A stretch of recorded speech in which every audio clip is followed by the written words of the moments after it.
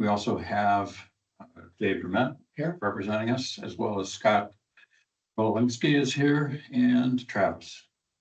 So at this point, we would have public comment. No one is present in the room, and I don't think we have anyone. Do we have anyone logged on? Just Monica. She's listening. She's in the background there. Very good. Okay, so let's move on then to review and approve the meeting minutes from August 7th. Any comment or corrections?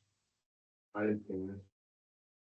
I'll make a motion to approve the meeting minutes, the Public Works, Utilities and Environmental Committee for August 7th, 2025. Second.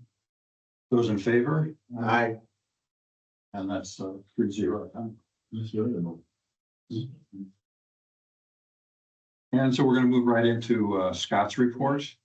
Okay, so I got a lot of stuff to go over, so I'm just gonna fly through it, so we're not here all day. And we already discussed earlier, if we want to stop after each topic to get clarification or discuss, that's fine. We can definitely do that. And I know you want to move through it quickly, and I don't think any of us has, but we do want to, if there are questions. Correct. You know. Yeah, absolutely. If you have some, by all means. Okay. So the first one is the 4-mile road update. Just want to clarify on some questions that were asked earlier. I don't know if you read the summary of the packet, but that has changed. Since I wrote the summary, that has changed already. So it literally changes every week. But basically what it boils down to is We Energies Gas started on Monday. They contacted me last week, letting me know that they were starting on Monday, pulling all the diggers hotline tickets and stuff like that for us to do the locate. So right now, what they're doing is they're potholing to locate all the utilities. So when they directional bore, they don't hit them. They just want to get all the depths and the locations of all of them based on our diggers hotline markings. So that's what they're doing right now. And then with regards to the project itself, so there was clarification, or there was wanting of some clarification regarding the timing of when we wanted to start our project compared to what we are encompassing now. And what it boiled down to is that, to let everybody know, when we started this process a year ago and we signed the contract with R.A. Smith, and after they started doing the design, and when they got the design to like 60%, we did notify the utilities. We notified them in February and asked them if they had any conflicts and they wanted to do anything. They did not respond to us for 6 months, 5 months, whatever it was, until a month ago. We got calls from Wisconsin from We Energies Gas letting us know that they wanted to do rehabilitation on the project, which skewed everything because we, as you know, back in August or July, we discussed traffic control based on the design that we were going to do, thinking we were going to start the water main in the fall, late fall, early winter for good pricing and all that other stuff. And basically Wisconsin Gas said, hold on a second.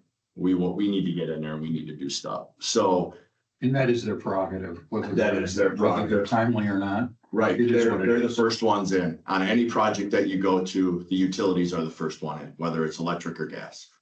They do their thing and then they move on, because everybody has to work together with their design and our design, and everything has to be copacetic and work out, right? So we have a resident here who is the designer for We Energies Gas. He approached me in the park, said that 4-mile road was on the slate for rehabilitation or improvement upgrade in 5 years. He went to bat for the village and told his bosses that we need to speed up the process so that We Energies doesn't start potholing and stuff in our brand new road that we just put in. So they ran it up the chain, decided that that was a good idea. So this was kind of like really pushed forward and really moved quickly to get through. So they approved to do it. So that's why they're out here doing the project now. So the village did do their due diligence by notifying and trying to get it. It's just that they didn't respond. And honestly, if we send out to the necessary people and they don't respond, I'm not going to keep bothering them every month to ask them if they really mean it, that they're not going to join it, that they're not going to do anything. It's their job to respond to us. And if they don't, we just assume they're not going to do it. So that's kind of the way it played out. Sounds like you weren't gonna respond. It's just dumb luck. We have a resident here who keeps an eye on the road. And like you said, I guess, and pushing it up the chain. That's what it sounded like. Saved us five years from now getting the road torn up in the box. Yeah, and they directional bore a lot of stuff, so it's not like, but, you know, they would still have to pothole through stuff and locate utilities, and there would be a little bit of obstruction, but it all worked out in this way, so they did it, and then, I don't know how it works and where they are in their buildings or whatever, but, with We Energies Electric got involved. They just called like 3 weeks ago and asked to be part of the project too, and are forming up a design. And they're gonna start relocating utility poles So that's as part of the project. That's brand new. They weren't even part of anything, and they were reached out to too, and they never responded. That was, So- that was in the e-news on the bottom part of it. Yeah. After it said, Yeah. with the electric company will start after. So we didn't even know about that until, you know, like 3 weeks ago. So unfortunately, it's reactive, but it's also fortunate in sense it's proactive because all this would be detrimental after a road were. Oh, yes, done. absolutely. I mean, it would be just self defeating from that standpoint. Yes, absolutely. So, they got involved, and then for whatever reason, you know, Caledonia, we did let them know about what was going on. They were here for the first public informational meeting. They were part of it because they're part of the, you know, rehabilitation of the road. And they decided to, because I asked them way back when, you know, are you gonna replace any sanitary while we're doing it? He's like, no, we just did it like 6 years ago. We televised everything. Everything looks good. And he said, well, I'm gonna look over the tapes again. And he went into the televising of tapes again and watched them and realized, nope, we need to do a whole bunch of stuff. And as you do projects, you know, you work from the lowest point up, unless you're the utilities, but, so sanitary is typically your lowest or your deepest, so they're the first ones in. So they're gonna start too. So it basically pushed our start time off by a lot, and that's where we are. So I talked to Jason yesterday just to give me a quick bullet point hit list of what's going on, and Jason is our R.A. Smith designer. He said, first one is utility coordination continues with We Energies Gas and Electric. More specifically with the gas plans that were just provided last week. They did go and refine the gas plans based on the design. They walked it last Friday. Along with needing to also coordinate with AT&T, Spectrum, Charter due to the utility pole relocations proposed by We Energies Electric. So I'm still working on them. And from what I hear and what I've dealt with, AT&T and Spectrum are not they don't respond well. They left all the poles on Legos. Yeah, and that's what they do, because that's why the old poles are left there, because the communications is down on the bottom and they can't remove those utility poles until Spectrum or AT&T or whomever comes out and takes off of the old poles and put it on the new poles, and then We Energies can come back in and pluck the old poles out to make it look better, but they take their own sweet time. They'll be there 20 years. No, I hope not. Well, I hope not. And there's nothing that can be done about that. Well, you can put pressure on them and stuff, but you know, short of going in the office and grabbing them out of the office and, you know, dragging them out there to do it, I but mean, one village cannot, that may change. not really, We're no. the small. Pretty much. They are finalizing the sanitary sewer plan design, proposed by Caledonia and based off of Caledonia requests. So the initial design was done based on them getting involved. That went to R.A. Smith to do the design. They contracted with them to do the design. Design went back to them, and now they have a couple of red line requests that have to be implemented, but so far that's moving along pretty well. They're completing the specification adjustments requested by the village attorney, as well as adding new items and sections for the sanitary sewer work. So we sent some language over to our attorney. He had his corrections, so now Jason has to make those corrections regarding the construction before we can advertise for bid. He plans on having the revised draft plans and specs done for the village and for Caledonia by next week, Friday. That's his target date of having that done for review and approval by us. And then after retaining both of Wind Point and Caledonia's approvals of the new finalized plans, the submittal will be made for the water main permit applications to the DNR for the project and the ability to work within the right of way in Racine County, which would be kind of like at the very edge, like by Main Street. We need to incorporate into there just a little bit, but because that's a county highway, we need to get their permission to do so. They have to sign off on it and all that other stuff. But they can't do that until they get the 100% done, finalized Will we plans. need an interim meeting to approve it if they get it next Friday versus waiting a few more weeks? No, because what's gonna happen is the last point is our plan is to go out for bid for advertisement of bid in January. Okay. Mid-January, something like that. And then it'll probably be probably the opening of the bids will probably be sometime in February. I'm just asking. And then we'll probably have that meeting there for recommendation sometime and probably for the March meeting, if the timing works out. So that's R.A. Smith's skinny on what they have to do and why it's been delayed and why our part of the project has been delayed.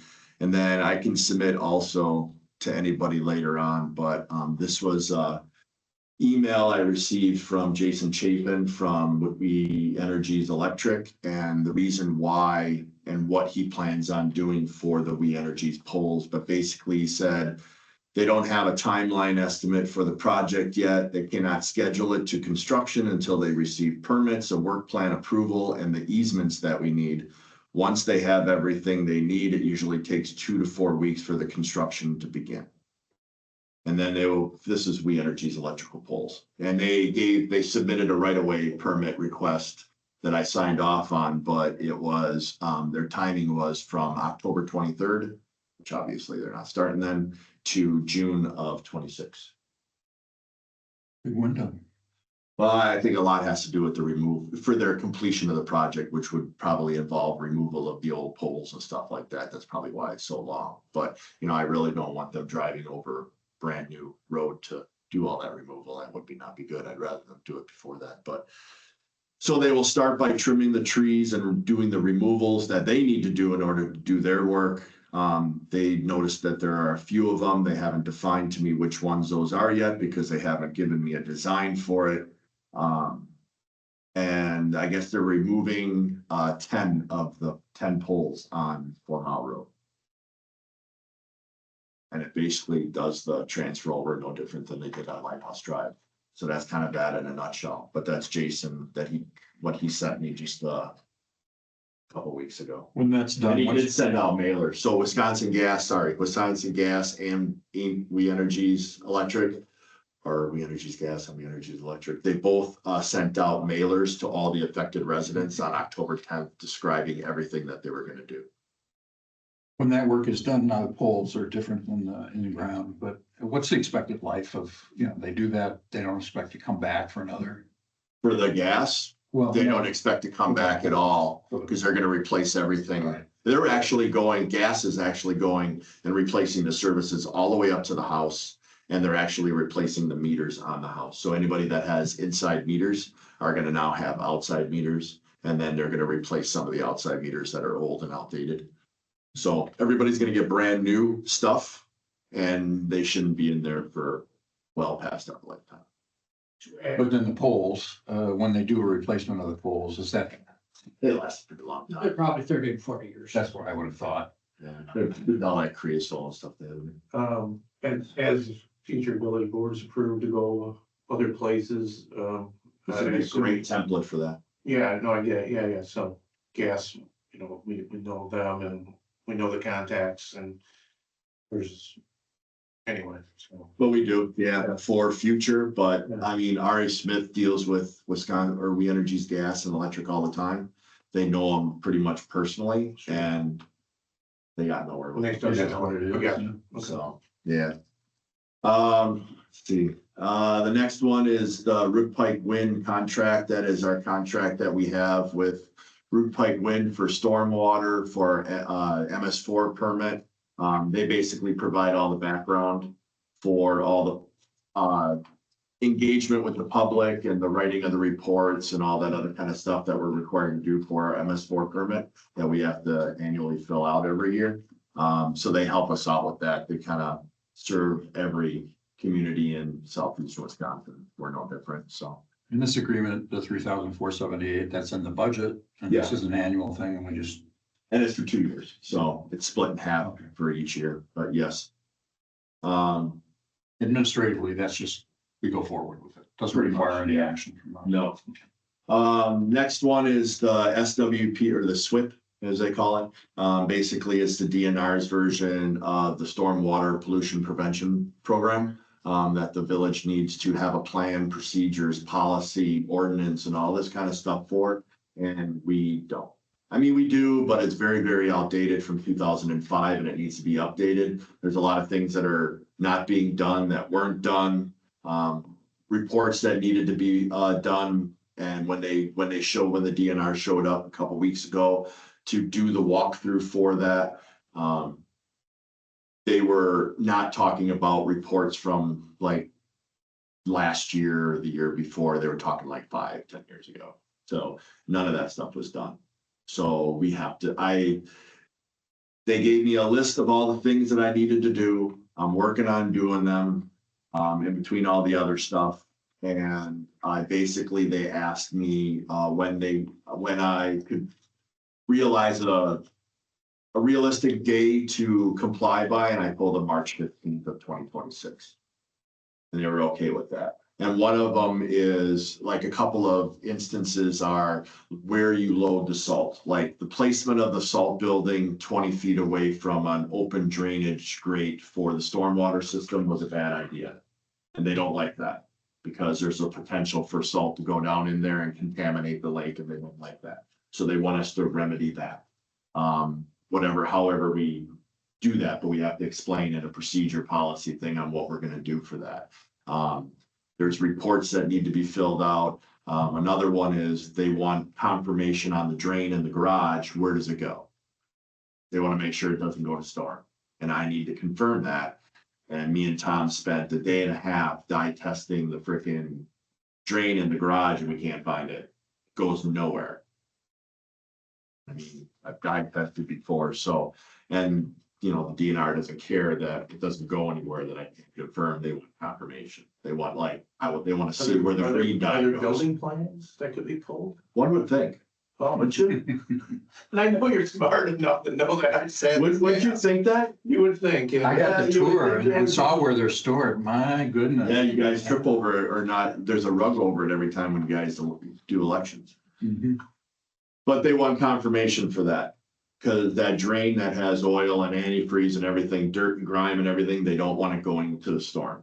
I did not see it go in the storm, but I also did not see it go into sanitary either. So I don't know where it's going. There's some cistern underneath the ground, some big tank that takes it. I have no idea, but we got to confirm that. So that is something that we have to work on and we have to become compliant by, and that's by March 15th. The next one is while they were here, they took it upon themselves to do a stormwater audit of us. And that's basically, here I have it here. So they have a long list of items that we need to comply by. We need ordinances regarding illicit discharges. I did find some stuff regarding that. We just need to update it. We have to have a GIS map with the outfall locations and which ones are primary and secondary. We do not have that. So we need that. We have to provide IDDE dry weather samples from our outfalls, which is illicit discharge detection program that we're supposed to be doing. We haven't been doing that. And they want the records for that. I'm trying to find them. I just can't find them anywhere. So I did contact the city of Racine and the health department was doing it up until like 2015. And then they thought we vanished off the face of the earth and we never responded to them. So they never continued doing it. So we've been non-compliant for the last 10 years. And it's required, all the stuff is required per our MS4 permit. And if you all know it, and our MS4 permit is the old NR216 permit, which basically says you get permission from the DNR. So all the ditches that we have that go to all these beehives, that go to all these pipes that eventually go out to the lake, you have to get permission from the DNR to do that. And in order to discharge your stormwater to the lake, you need to do certain things to make it safe, so you don't have people that are just dumping stuff, or good quality water, you're taking care of your ditches, you're doing all the maintenance stuff that is required. That's part of the permit process for you to have the approval to exit into the lake. Everybody has one. So Wind Point's no different. It's just that, we haven't been doing it. But they haven't followed up either for 10 years, it sounds like, or have they? No. She said, emails and they just ignored them? no, are you talking Racine or are you talking the DNR? I guess both. DNR don't care. I mean, the Racine didn't care. She's like, we'll do it for you, but if we contact you, email you, and you don't respond, I'm not gonna go out of my way. Explains that, okay. And then the DNR, she's like, we did have a little joking conversation, and we're like, I told her, I said, it's just me and Tom here, we got all this stuff to do, and some of the stuff kind of falls by the wayside. I'm not gonna lie. And she's like, yeah, we're the same. She goes, I'm responsible for Wisconsin from like Green Bay South. All the communities that are involved in there, she goes, that's all on me. So does it take a little while for me to get around to everybody to kind of do this audit? 10 years, yeah. It does. She goes, it's about 10 years to get through everybody. I get it. So, Number 4, the issue with the drain sinks in the bathroom in the public works garage. yeah, that's for the SWIP. But Is that yeah, where they connect? that's all. The SWIP is the personal one for the village. The audit is it's the personal one for the village, but it's more, the SWIP is more about the garage and all the drainage for the garage. The audit is for the entire village. Mm-hmm. So it's everything, including the retention pond in Wood Meadows, which apparently is our oversight. We're supposed to be responsible for overseeing that because eventually it drains into our outfall. So it becomes ours, but So we need a new salt shed and a new garage. depends. Otherwise, they're gonna cost a lot of money to dig it up. I know you mentioned a ways back that maybe we would be getting a graduate student or something like that. They just didn't respond. They didn't respond, so we're not gonna get one. No, it's not. The only reason I was gonna say that is I know one time I was signing checks and I'm talking to Scott, everybody just, about the village and all that. And I know Mike Hawes put together a book that's been passed down for the administrators. I think we might be at a point in time where and that's where I mentioned, student, we had somebody like that, we could say, hey, start cataloging what Scott and Tom do. So we have a book like that to pass down to future DPW people, to future administrators, to future board who are on this committee. I mean, I think it's a good idea, I know you don't have time for that, that's why I mentioned. Oh, yeah. Another person or something like that. Okay, and so with regards to the audit, that walkthrough with the DNR is next Thursday. They're gonna go through all this highlighted stuff. They said if I don't have the documents, I'm not supposed to create them. So I'm not supposed to hurry up and try to get it into them. Just admit what you admit and we'll move on from there and we'll try to make it right. They said they're not in here to fine us and, get on us or anything. They just want to make it right. So basically that's what it's going to end up being, but it's going to be all about outfall designation, erosion control, which is supposed to be ordinance based. It's supposed to be permit based. They want to see an active or a past permit pulled for erosion control. Don't know if we have one for the Deep Woods one, but we're going to be responsible for that. And my assumption is we don't, because somebody was supposed to check it and I'm assuming nobody did. What? Erosion control, like for lack. Put yourself. Silk fence, silk fence, around. To keep the dirt from the site getting. Yeah, to make sure that nothing vacates the site and goes into the storm waterways or anything like that. Bigger projects that are over an acre have different qualifications that they need to adhere by, and we need to define all those from a procedures policy aspect, and then they need to fill out a permit, they need to pay for the permit, and there's all this kind of stuff. So we got to make sure that we have all that. And then there's a couple other things that they want to. Has the So, newest, or the last lot we sold, have they started building on that? yeah. Have they? Oh, no, Oh, okay. That big one? Yeah, big one, yeah. no. So I was just gonna say, let's go get them a permit real quick. Yeah, but Betsy. unfortunately, they are building the one on the corner of Deep Woods in Maine, Yeah. and she did see that when she left, because she mentioned it. But they didn't have a silt fence. Well, she wants to see the permit and everything for it, because they saw the silt fence. Oh, and sorry, stuff, okay, But so at least the builder didn't put it up, even if they didn't have a permit.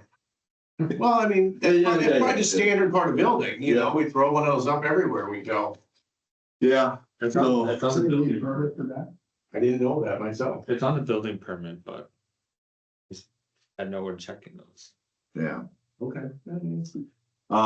And then, the next one is the condos, and the roads. So in your packet, I think there's a map with the highlighted areas and. Stonewood, Lakewood. Yeah, apparently that has been determined that that is, village-owned roadways. And I had got contacted from their, what is she, like, She's our. Property manager. She's a business manager. okay, Gary, Washington property. Washington. Yeah, okay. she contacted me and she wants, Parkfield, to be redone. Can you run those? I gotta go back. I forgot about the, I put a PowerPoint together, but you can start from the beginning one. So they're gonna start dictating to us when they want. Well, all these points that I'm bringing up in the report are not actionable items. They're just bringing you. No. Bringing you aware of the Everybody situation. needs to know this. But- It needs to be public record. But I wanna have it be a talking point if need be for future. Let it kind of saturate a little bit, and if we need to discuss more and figure something out, then so be it. If we don't, whatever, we just move on. Mhm. But if you go to so we got those parcels, so that's Parkfield Mhm. right there, and that's the ones that she sent me pictures of. If you slide to, so they're unhappy with, see that little, that's the pothole that they're unhappy about. Yeah. I mean, is it terrible? It's the only one on the whole stretch, and I gotta tell you, we have a lot of other roads that are worse off than that. So, and I told her that, I said, we go by Pazer ratings, we create priorities for roads. In our Pazer Probably rating, we just found them. Yeah. Some of them are, some of them aren't, I don't know why, so in the new, Good Meadows. yeah, well, whoever created the Pazer rating spreadsheet should have known what roads are ours and what roads aren't. And so if I know it hasn't just become our road in the last year, it's been that way forever. But if we didn't realize didn't add it it. or look at it. Or think So about I don't know why, but this particular one, Parkfield, has a 6. So it's not very high on our list to do. But my reason I'm bringing it up is that I get questions from Carrie all the time, and there's a lot of gray area. Me and Tom kind of joke a lot about the gray area. So it's like, I get a call from Carrie regarding this saying, hey, I need this fixed. It's your road. You're responsible for it. But when it comes to other things like right of way, and when a road gets redone, because Bayfield just got repaved, none of that is our road. Meaning, we're not involved in the design or how the road gets constructed or whatever, because it's our road, we should have that should be our say, and it wasn't. So you can't have 1 foot in the door and 1 foot out and only let it be our road or their road when it's convenient for them. If they didn't repave it, they still could.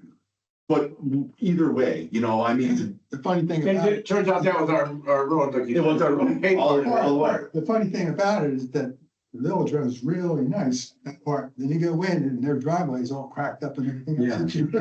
They just seal coated something that was disaster. It has to be done. We're gonna have to do that. It becomes one of those things like, is this just want to bring it out there, like, we should look into some of this. There's some ideas around it. Our lawyer has been involved with this, defining, he couldn't believe that we actually own stuff that interjects into condo associations, So because the county. in my opinion, they're glorified driveways. They are not, they don't provide for the public whatsoever. It's just basically an entranceway for the resident that lives there. It's not a road like point A to point B kind of a thing. It's a glorified driveway, the way I look at it. It's like an alley. But if we're responsible for it, that's fine. It's just that we need to be all in or not all in. It just needs to be defined. Like, what do we do? What are we doing? It's just bringing it up as a, So what As a examples do you have situation. about them pushing back on the right of way?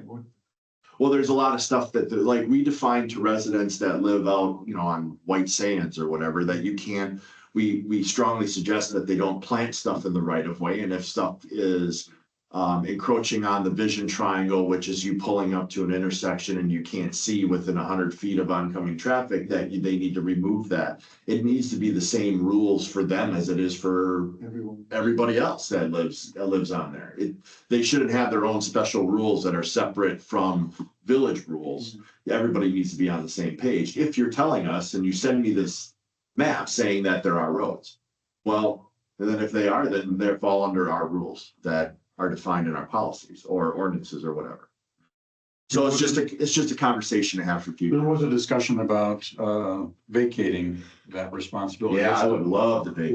What's the terminology for that? It's called vacation of road. Well, it's a vacation of the road, but you're basically handing over the responsibility of that section of the road or whatever to the homeowners that live on it. And typically that would be like alleys or private roads or dead ends and stuff like that. And they would no longer be the responsibility of the village.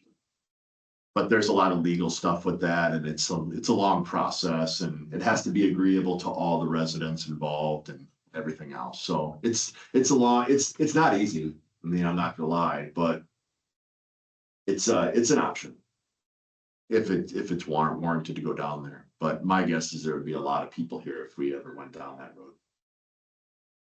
I don't think there's adverse possession in Wisconsin, from what I understand. If there was, we'd go, you have it now. It's Right, right. yours. Right. You've been using it. Here Yeah. you go. Here's a He's nice been road with your maintaining it name and on it. everything else. Yeah, I think once Twin Meadows was developed, they just dumped everything in a bundle to the village.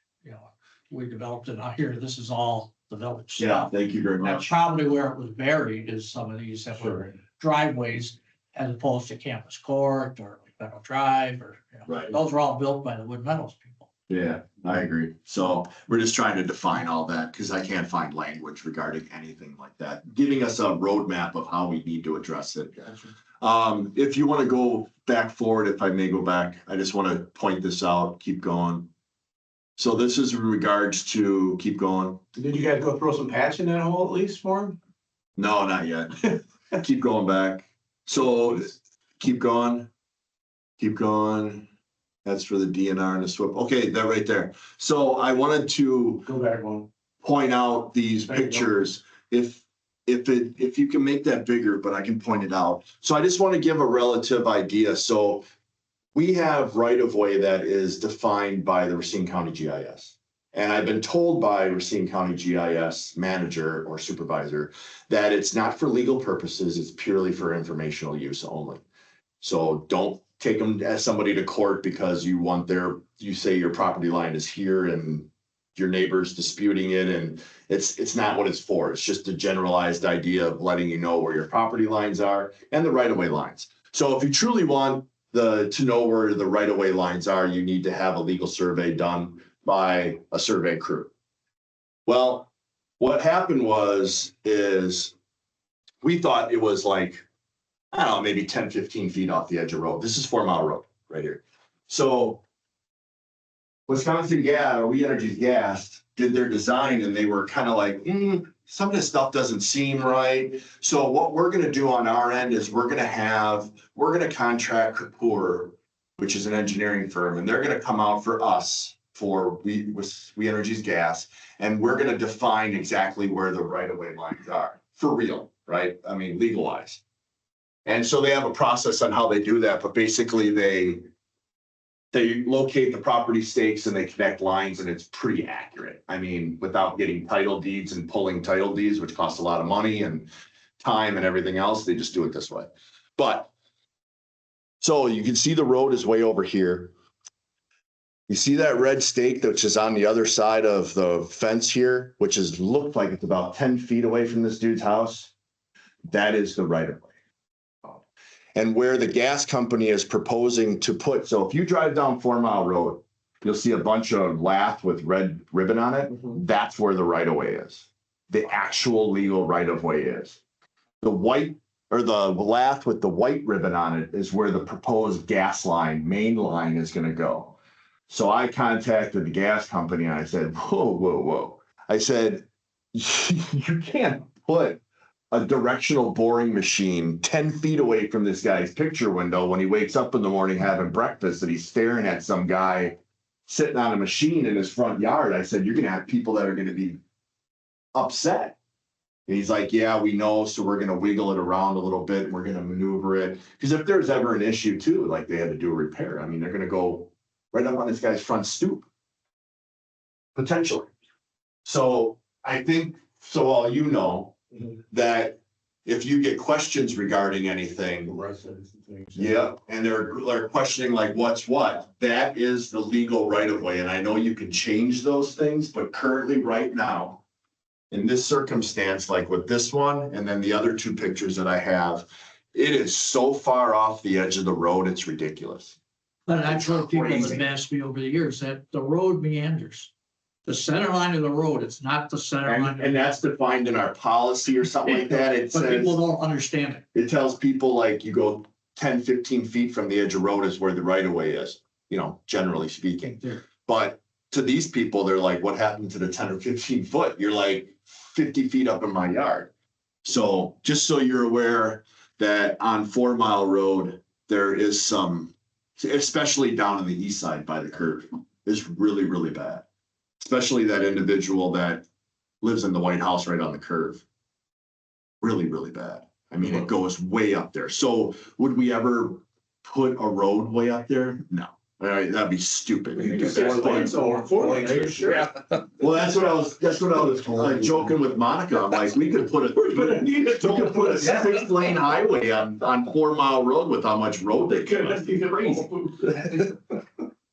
But just want to make you all aware that how far that goes up. Well, how, I mean, given that that's happening to this resident, do they know it's gonna happen? I mean. Yeah, I told the foreman who started on Monday, I told him, I said, you know, those houses, and he goes, yeah, he goes, I know exactly which ones you're talking about. I said, can you please, like, go knock on the guy's door and have a conversation with them? Yeah. Don't just rely on the notification of the letter sent out that the person knows, like physically talk to these people. So you don't, it's just gonna benefit you in the future sure, going you're gonna forward.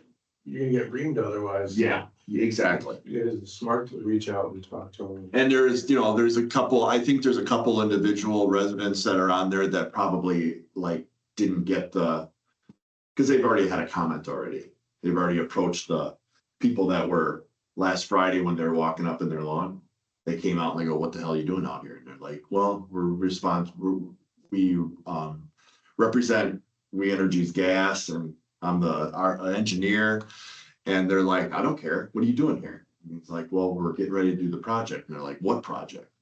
Like, so there are some people that aren't aware, even though the letters were sent out. It's been on the Were they letters or Facebook. postcards? You know? They were letters. Letters, yeah. They were mailings. They're getting an actual mailing, but it says We Energies on it. Well, exactly, because, you know, after all these years, we all know what the bill looks like, and we all know what other correspondence looks like. Yeah. And you're right, you're walking in, I'm throwing it in my recycling, you know? And didn't even open it up, yeah. So, so that's going on. The next one Can I just is, ask Oh, go ahead. though, so you had a couple other pictures, but I mean, that's an extreme one. I get it. It's right in the guy's front, window. The rational from solution, Fairway east to the curve, Yeah. every one of the houses are like that. Yeah. and so is the rational solution that they're gonna come back to above the drain ditch? Yeah, well, right now, they're under the edge of the road, right, of the existing. Right. They're right at the fog line or at the white edge line. Yeah, Yeah, that's where they are currently, but yeah, they're pushing it way out. Are they gonna go way up by the road or by the house? they're just No. staking at this point. But, that's what they came out Friday to do, like a walkthrough and like do a real based not on the design on paper, but do it like in real time. Cause you know, you run into big trees that they're not aware of or something like that. So they're trying to avoid it, but they don't want to do this going down the road. So they want to kind of keep on a straight and narrow path, but yeah, they're Does it gonna, make sense that it's gonna be like 20 feet, not 40 feet or whatever? my guess is it's gonna probably be beyond 20 feet though. Really? Yeah. Yeah, They're gonna be the furthest into those people's yards, because Their goal, they said, was to be 3 foot off the right of way. And that's where they consistently want to be living all the time. Not just here, I mean, anywhere. They want to be 3 foot off the right of way because that's like so far out. Basically, they are God and they're able to do it. Pretty much. they've got those easements, yeah. So just so you're aware that that's kind of what's been playing out. So we'll see how it goes. Yeah, But that's fine. I just hope that residents don't think that because Wisconsin, We Energy's gas is working there, that the village, when they do stuff, is gonna be like up there, because that's not true at all. We can highlight and bold type that in the minutes, that we will not be up there where they are. So it's directional boring and it's not excavating?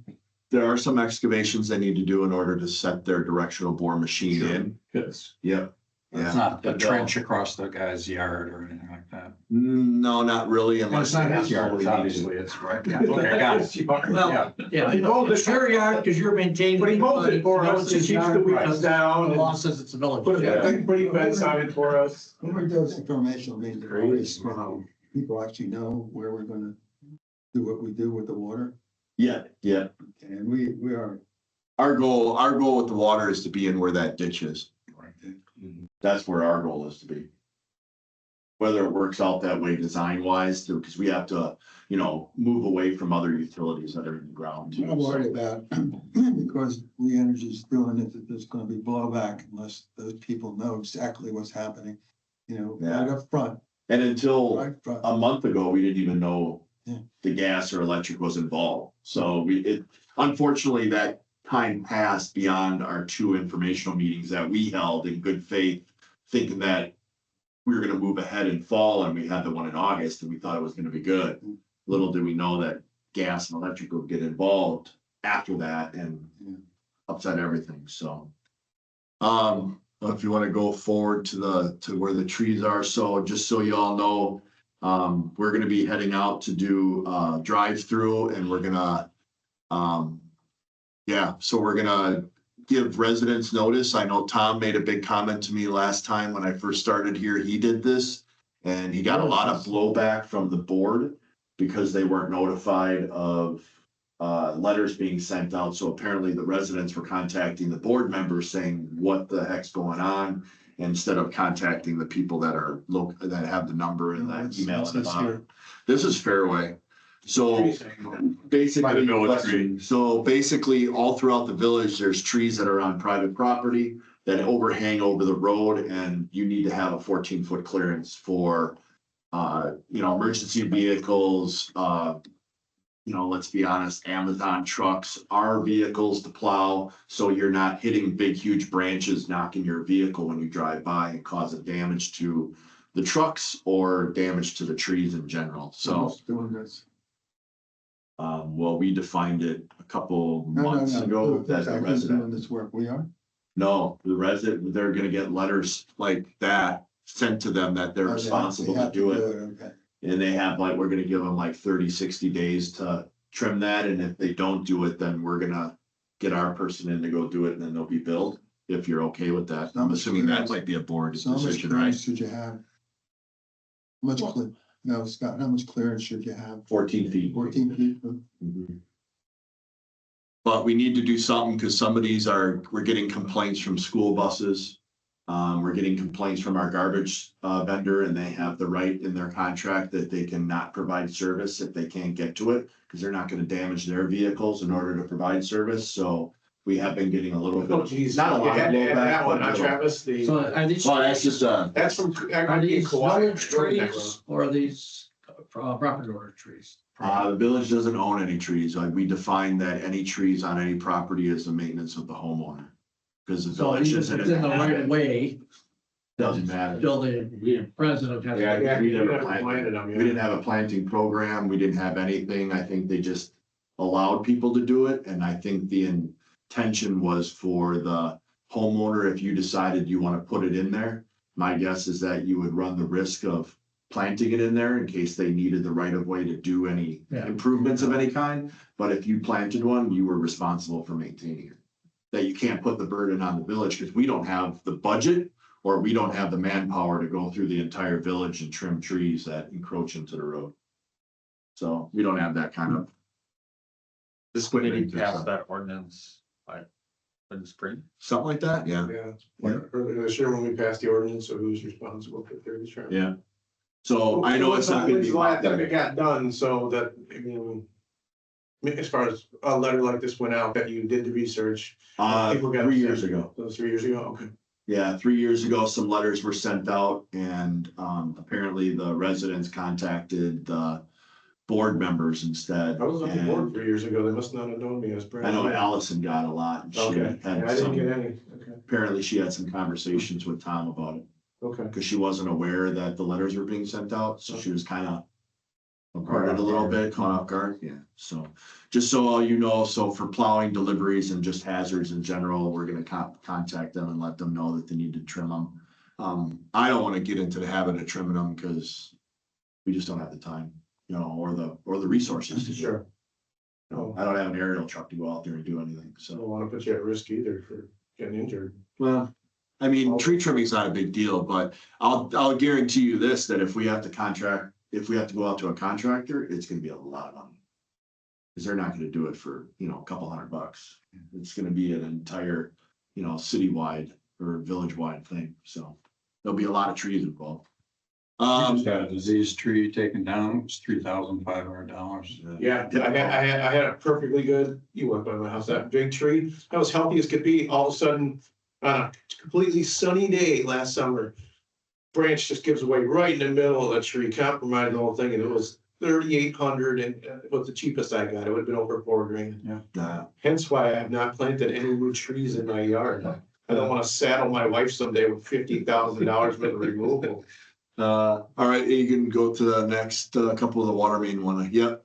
So just to give you an idea, this is the spreadsheet for the current up to date of the incidents that we've had so far this year. Those are a couple pictures of the contractors that have did it. I just wanted you to be aware of it, but basically for the cost of the material and the cost of the labor to do it, a typical, well, Rob knows this because he signs the checks, but it's, you know, anywhere between $8,000 to $12,000 is your typical incident repair, not including the material that we have to have on site all the time, you know, in our garage. So in case something happens and, you know, you have to have it for every circumstance. So you can have a sleeve that just goes and wraps around like a rubber Band-Aid around the hole. Those are about $500 to $1,000 depending on the size of it. And you have to have multiple sizes. So it's not just the diameter size, it's also the length size. You can have 12, 15, depending on how much is there and crack. Or if it's so bad that you have to cut out pipe, you have to have, escapes me what it is, but it's basically two union connections that go on the old pipe that connect the new PVC pipe in the middle, and you need one of those, and those aren't cheap. So it's very expensive to do this kind of stuff. So just so you're aware, we've had, what is that, 5 of them so far this year? Hopefully, that's And you're it. saying average 10, 15? Between 8 to 12. Or 8? Typically, yeah, that's average, and it all depends on how the severity of it and how long it takes them.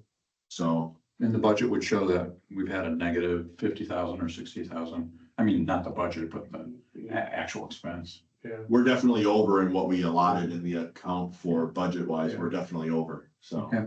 That's for sure. The next one is a salt contract, just so you're aware, we did have for the 24-25 season, we had 60 tons of salt that we ordered through the state contract. We only used 20 of it. We still had 40 on the contract that we were obligated for that was down at Jones Island.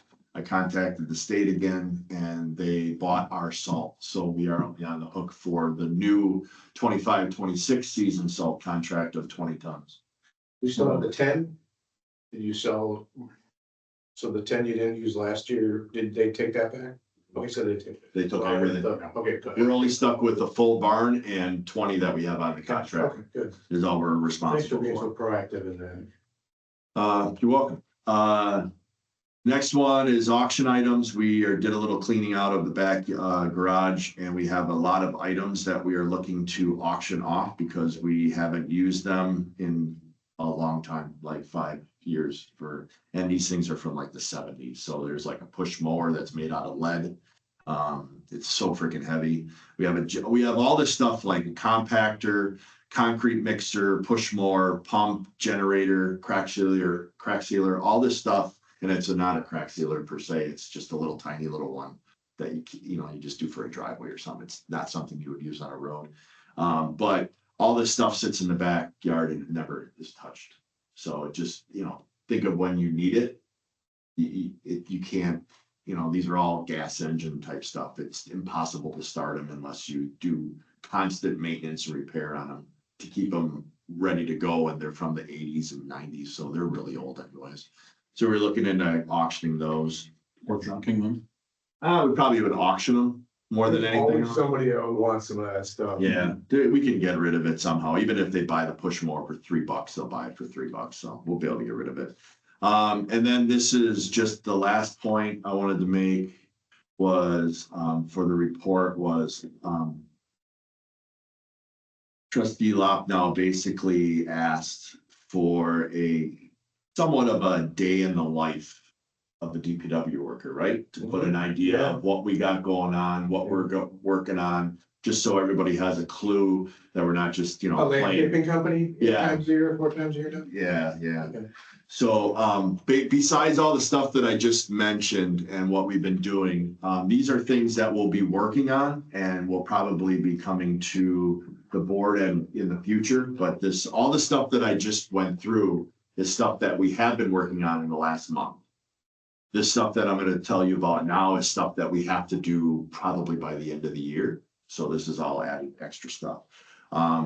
As you know, we had the welcome signs that were donated, thank goodness, for the village. We need to install those, but we need to make a decision on maintenance.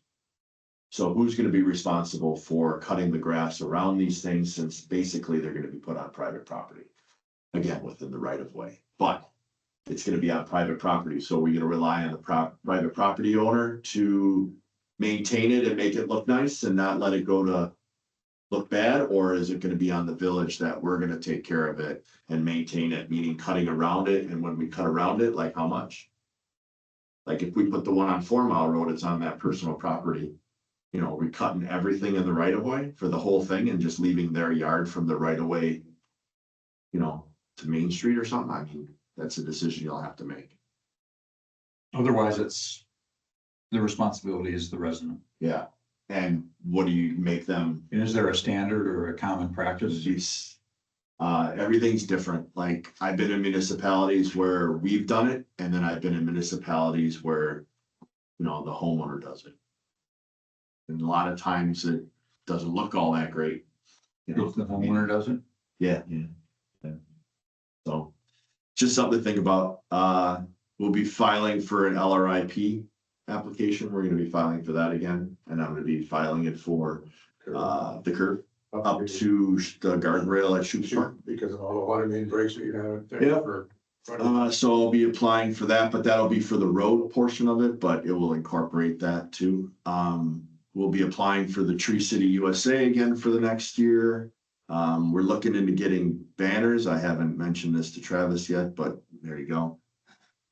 I'll be looking into getting banners once they do 4 Mile Road. I wanted to utilize utility poles, get some banner poles, and maybe think about doing some welcome banners or maybe some seasonal stuff since we're by the park. I don't know, maybe something with lighthouses on it or something like that. I don't know. We'll figure something out whether or not you want to do it. We'll be filing for the Safe Drinking Water Grant application that'll help pay for some of the water main. That is a federal grant though, so it's very difficult to get. It's not easy.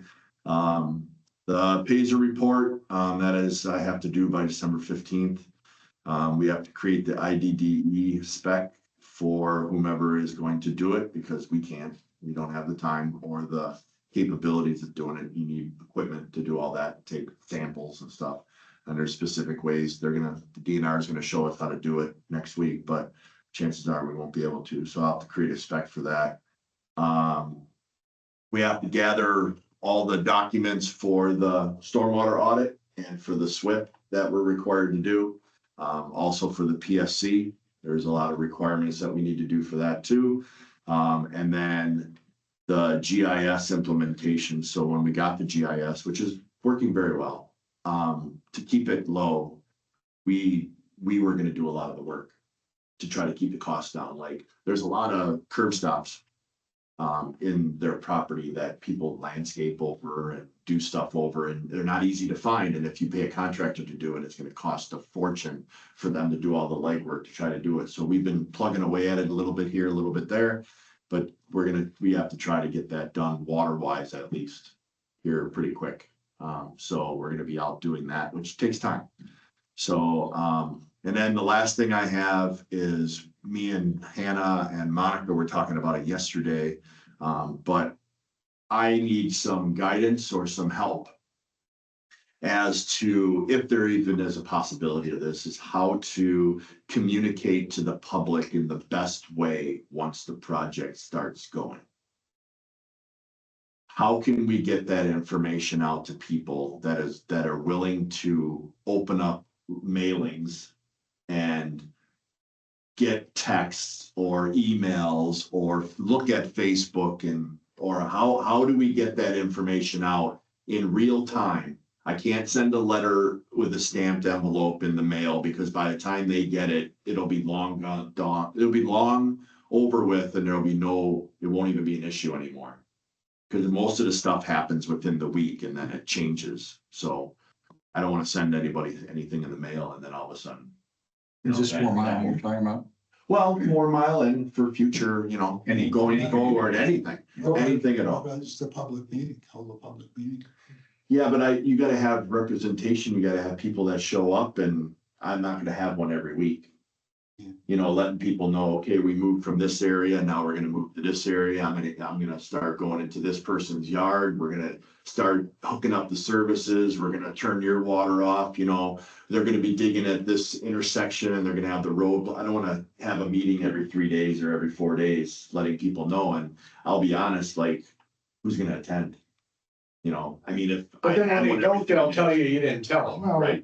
but what You you never can win do that is battle. you can have like a kickoff, okay, and then just tell them that these are the tools you need to get notifications day by day by day by day. So then you're all Well, okay after that. Me and Monica talked about that yesterday with Hannah, and I kind of get it through certain things too, and you get it through a text.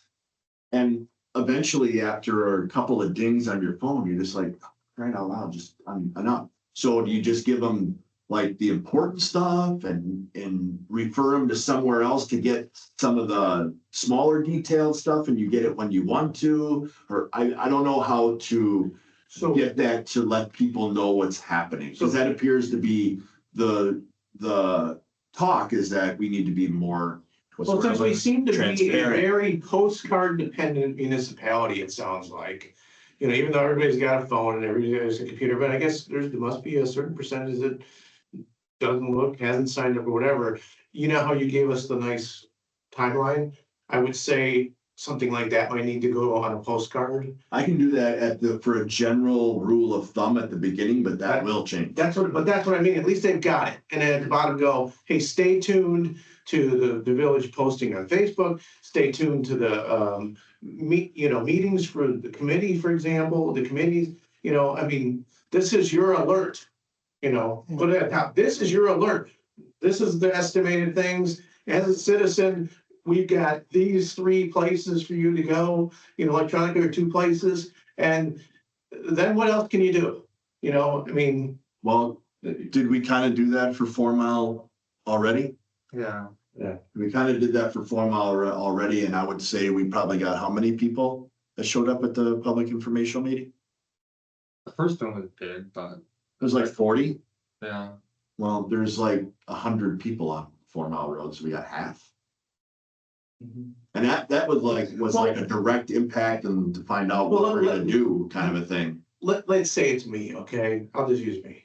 If I lived on 4 Mile Road and I knew that was coming, I would either show up or I would go, hey, guess what, sweetheart? They're gonna be tearing us up for the next year. We just gotta get used to it. And oh, by the way, you're working and I'm working, so we can't make it. You know, and there's just certain people who aren't Yeah. complainers to the nth degree. They just go, hey, this is gonna happen. I got the card and they didn't come out. So, you know, And a lot I of guess. people have, they're in a burden with life, they got things other than that, Yeah. especially younger people. Oh, sure. Yeah. Sure, got kids and things like that, so yeah, maybe they didn't show up. So I don't read too much into that, but some of them probably just rolled over and said, yeah, I don't need to go out. I don't know if this needs to be something like for the, what is that called? CCR? Communications. Yeah. That. I mean, you can. I don't know how to approach this, I guess, is I'm just looking for guidance on how to approach trying to notify as many people the best way that we possibly can. And I understand we're not gonna get everybody, I know that. But I wanna attempt to try. More people are attending the meetings than ever, especially the village board meetings. So Well, just not make a point of necessarily. reminding people at every village board meeting is a little line item. This is your 30-second reminder. We will be tearing up the road. We One are thing, getting more closer. detail in the stroll. Because everybody that's- gets that. Yeah, I know, but that's But I not mean, as the far as official. big picture stuff, I sent Gary everything. To Dave's point about Stroll, because I was thinking that too, in a day in the life of you, no offense, we could kick him to the curb 1 month. Because they have done things with Tommy before, and why don't we have you be the guy with some of your stuff going? This is the day in the life. Oh, and by the way, this is our main project coming up in 4 Mile. So maybe see Travis, if you can tell Gary, let's swap me out 1 month for You can do an Scott. article with Gary. You can sit down with him anytime. Just tell him you want to do an article. and Is that the route we wanna go with Stroll? That's for I'm just saying we need to talk about it. It's supplemental. We're not gonna have to worry about this until April. I'm just getting it out there that we need to have these conversations as, you know. I talked with Hannah, because she's of that generation, you know, try to gather every generation and what works best for everybody. You know, I mean, I don't know, do the young people read the Stroll or do they just wanna read it if it's on their phone? I don't know. Or in there, I had no Gotta be idea. TikTok. Exactly, you know, do I have to be a TikTok person? I mean, I don't want to. That's Travis. no. That's not me. Just so you gotta do it a TikTok. No, not at all. You know, from my standpoint, I would say, well, what's the minimum? I'm not suggesting we want to do the minimum. We have to do the minimum.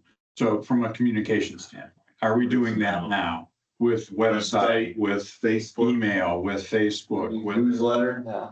Are we deficient in some minimal, I'm not saying that's acceptable. I'm just saying, Yeah. are we not even meeting that standard? My perception is we're Yeah. communicating, but I may be, convincing myself. No, we put all the updates in the e-newsletter and on Facebook, and it's on the website under the projects tab under 4 Mile Road, and there's all, I mean, we communicate, and then if there's I immediate like the updates. idea of Stroll, that's supplemental, but that's not an official publication. But I mean, it's a good yeah, the communication. information is out there, it's just, it's Stroll comes out once a little month. tedious to get Right. to. I mean, it's there, but you gotta, there's a lot of people in this village that aren't real computer savvy, that they could get the link to get to, okay, here's the project thing. Now I gotta go to here. I gotta hit this and I gotta hit this. So you're saying it would That's be a little, that's there. So you're saying we should on our part to move it to the front page, so you don't have to go link to link to link to link. Or, more of a hot button. There are some hot buttons, I'm talking to somebody that's 75 frickin' years old. Yeah, Okay, and I've come up with technology, but there's a lot of people like me in the village that are in their 60s, 70s, 80s, that this impacts.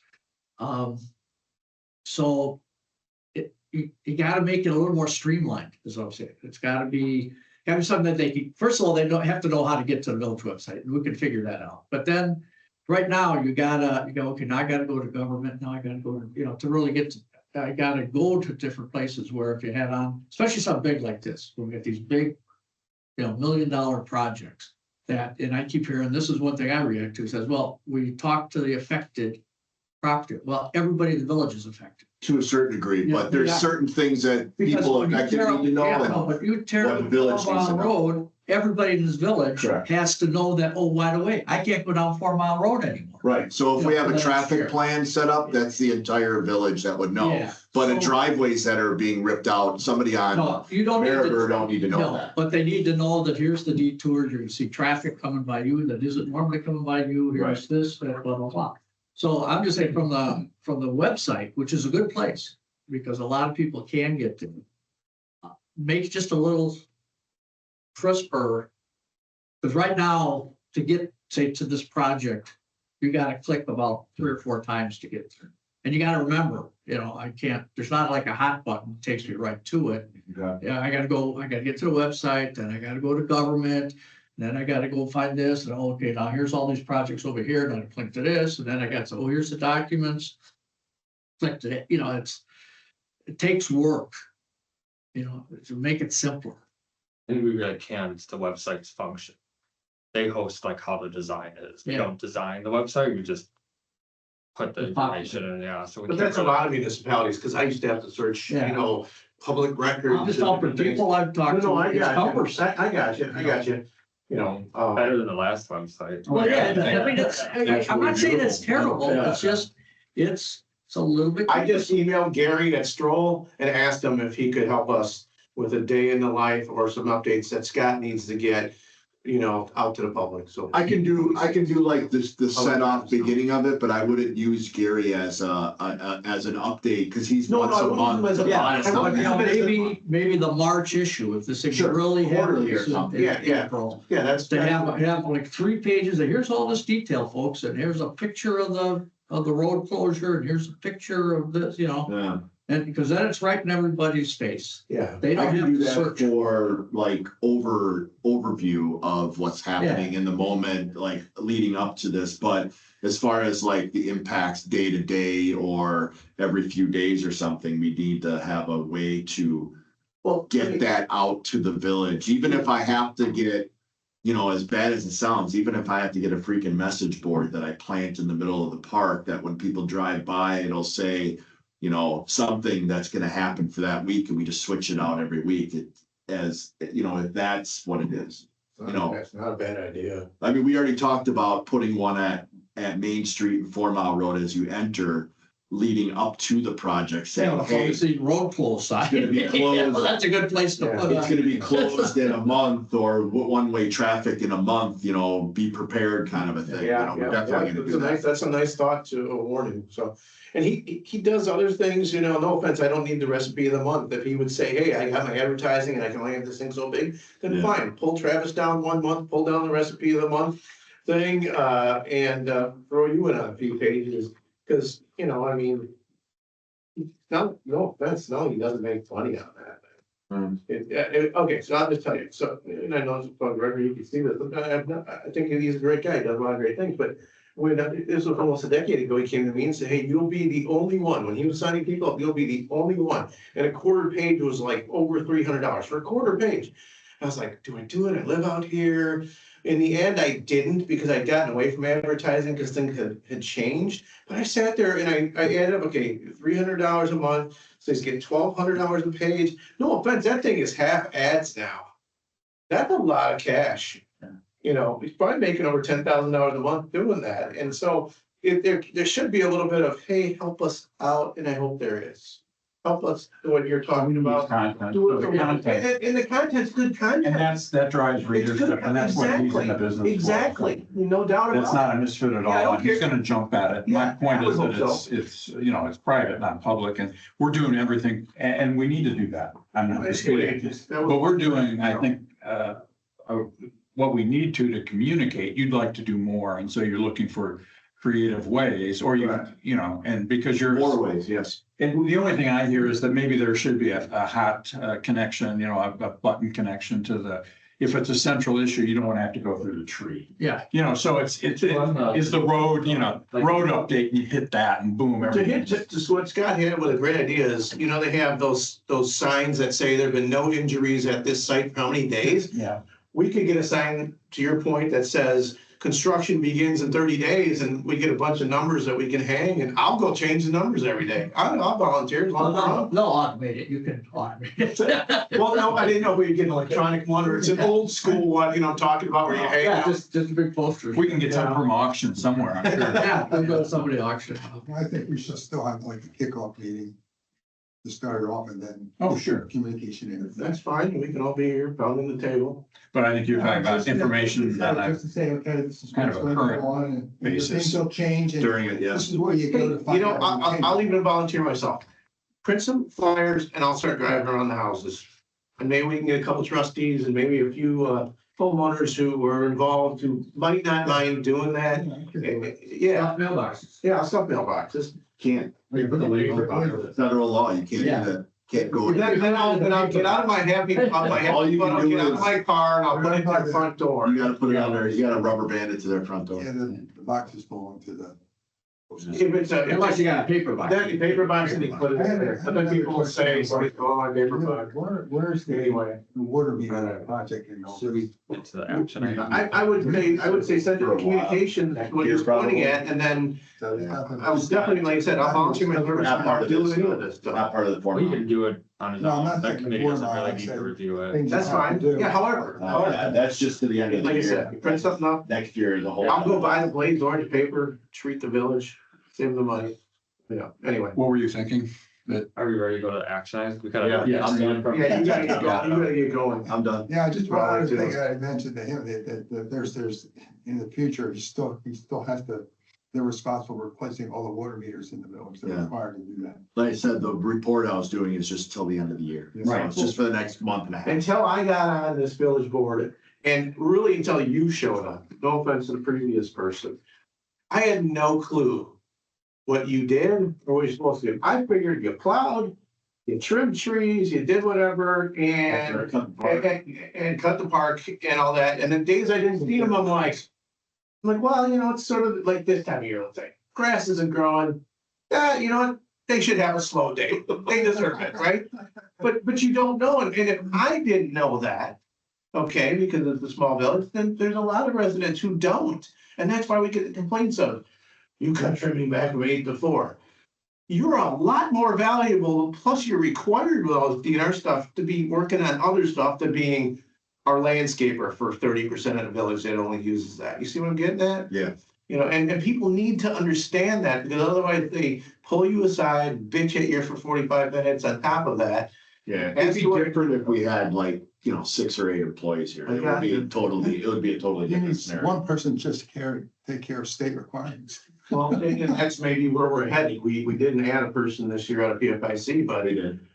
Yeah, just to Well- take care of our requirements because they've been lax, You know. things have been happening. but the day And that's might, probably why. day might come where we gotta add a full-time person. Problem is, it's coming at a horrible time with us having to borrow for the first time. Well, Being $1 million, the plan everything we is, do. to get the utilities to be operating in the positive, Yeah, and getting them to be the, where they should be at running as a business. And those utilities should be funding for a but the person. problem even with that is, is if it would have been done over the last 20 years and planned out, and again, I'm not trying to, but the reality of it is our water bills are gonna skyrocket now because we have no choice but to fix the stuff, and it's $362 a linear foot, blah, blah, blah. We need to move on now. Anyway, Yeah. And what I'd like to do is say thank you for your Yeah, thanks. report. Yeah.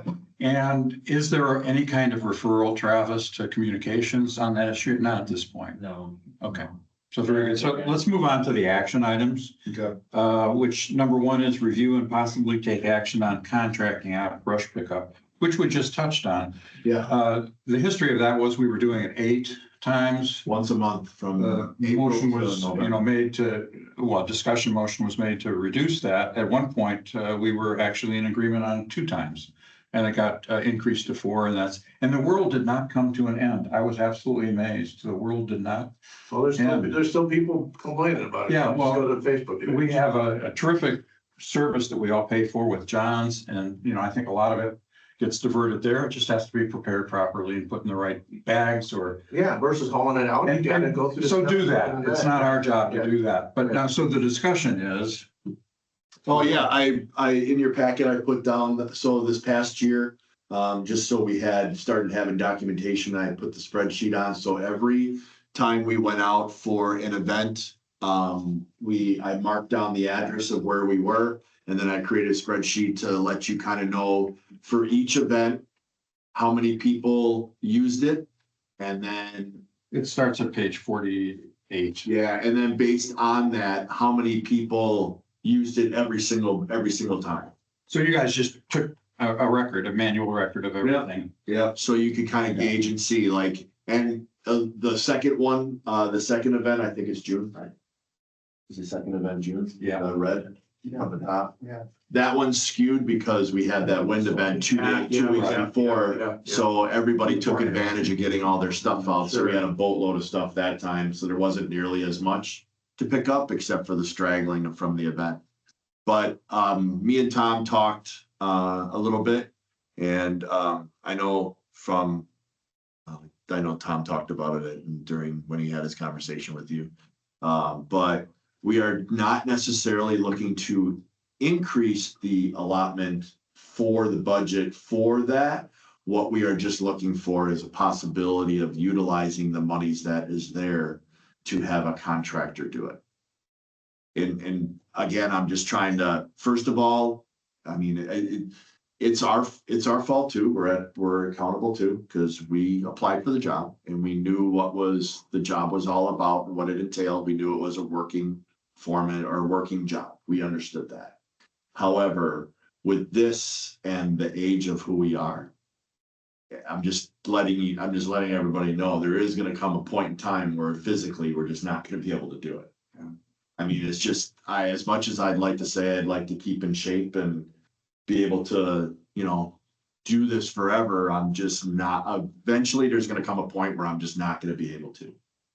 My uncle tore his bicep. He was in cutting, I told you, and he was a tree guy. So you cut down a tree. We had family had trees. He'd come over, and one time he was just grabbing a branch as it was coming down, and I did it thousands of times, and just caught the right way, and all that buildup, boom. And I still remember I came over, and it's down here, and he was out in Cudahy for 6-8 weeks. Now, again, that was 30-40 years ago. The technology is different, but you'd still be off work. That's the risk The you take. technology and picking up I'll tell brush you. hasn't changed. It's still, I get that. That's what I'm talking about, you getting injured on top of it. yeah.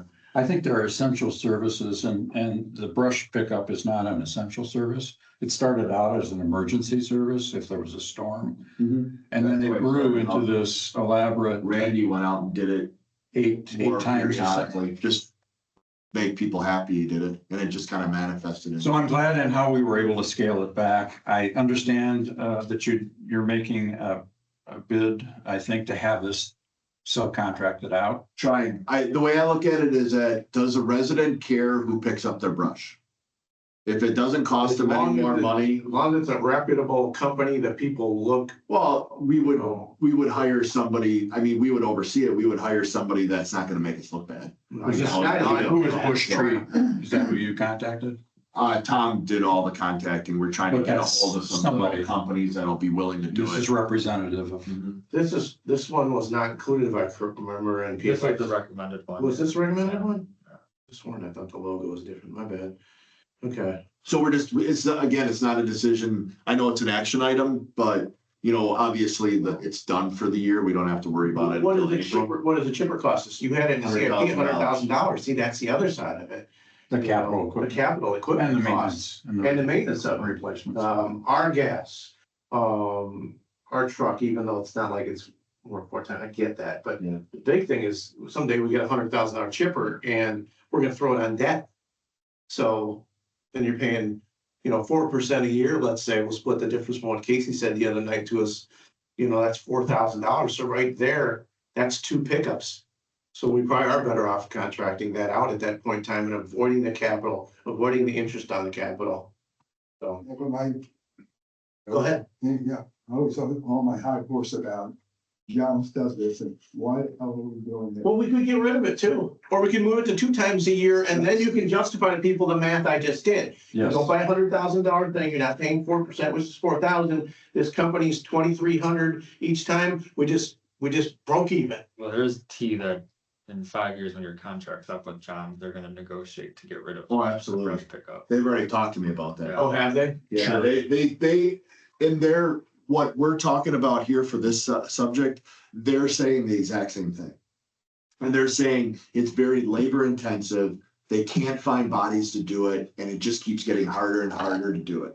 Sure. So they're looking to get out of that game too. Okay.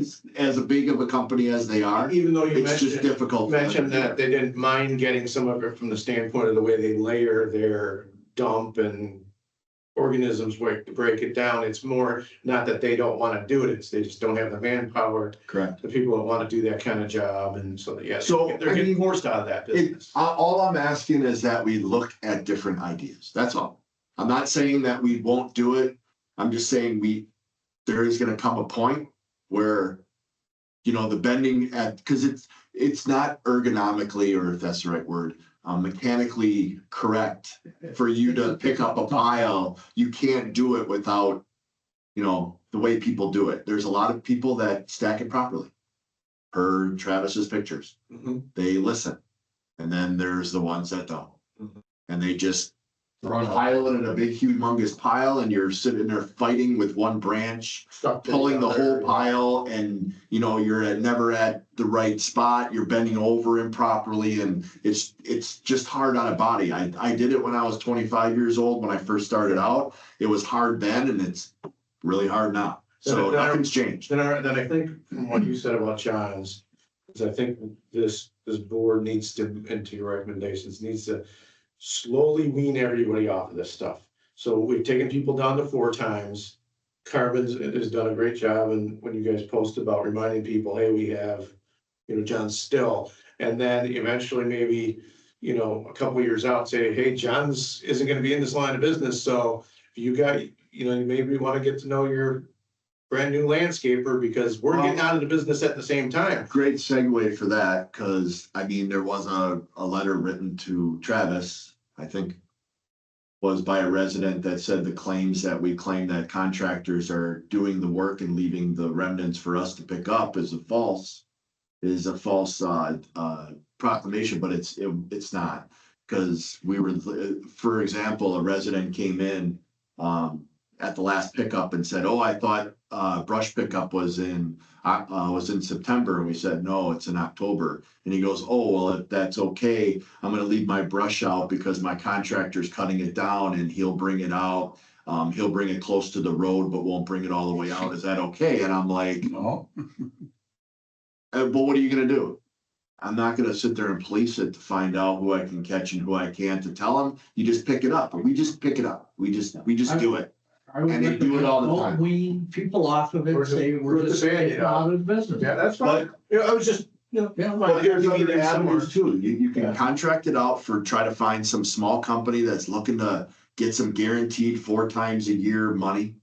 Some small little mom and pop place that's, you know, trying to get ready to do stuff. Or I can go into talks, and Tom told me this wouldn't work, but we can go into talks with Caledonia and see if we can use their dump.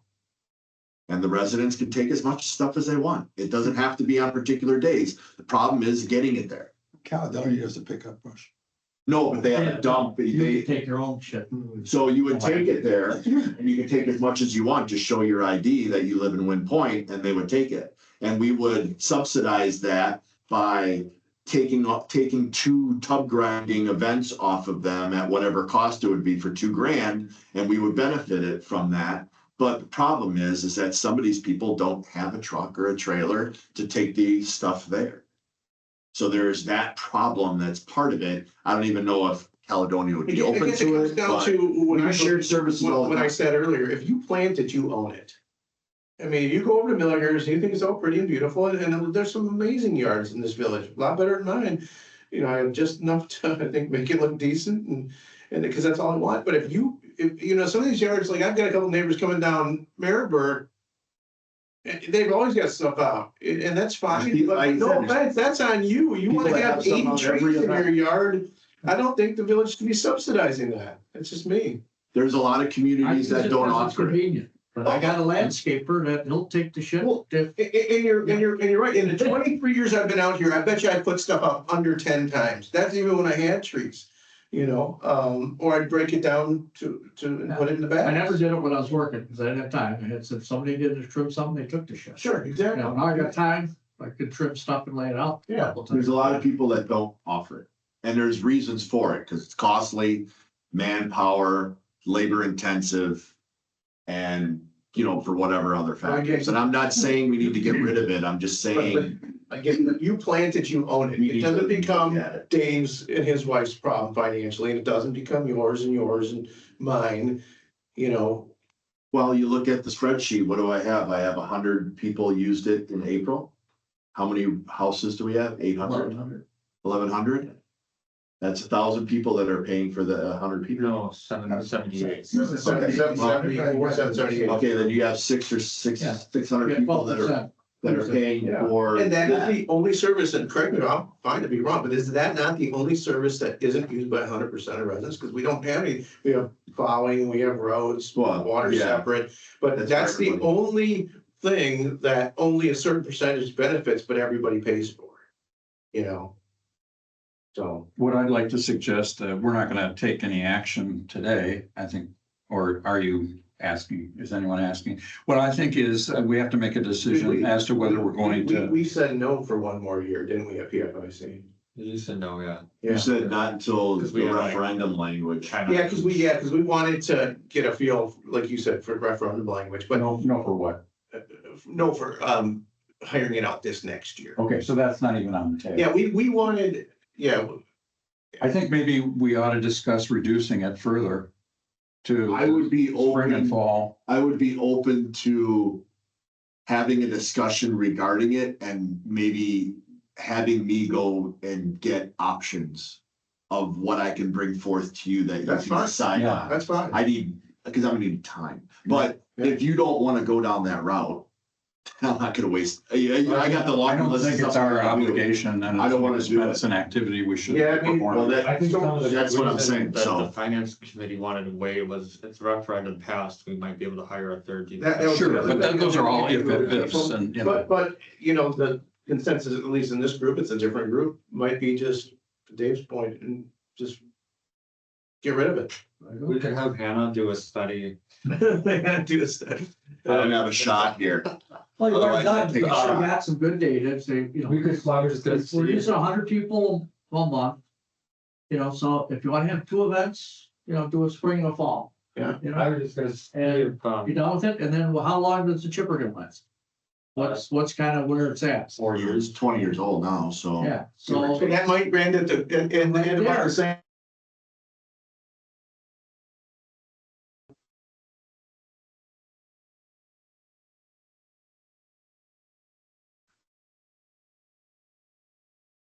some higher part. Years to take care of it. I think we need to, I just figured maybe we could also see to give us like, the residents a backup is do like a comparable to other communities and see if they even offer this service. Yeah. Or do they offer? Well, that, legal, yeah, that you could know? be part of our It'd homework. just be interesting to You see. you need a good communication plan.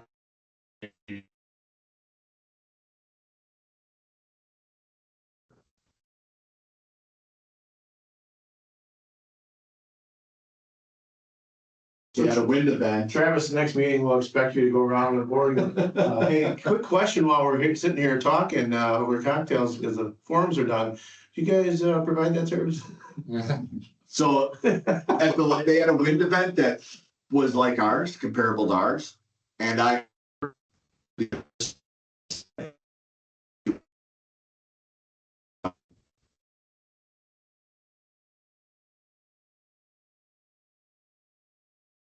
Can't afford it. And they're a lot bigger than us. I'm the mean administrator. when would we have to, make a decision about reducing to 2 from 4? You could work on that, I guess. Well, ideally it would be now because then we could get ahead of it.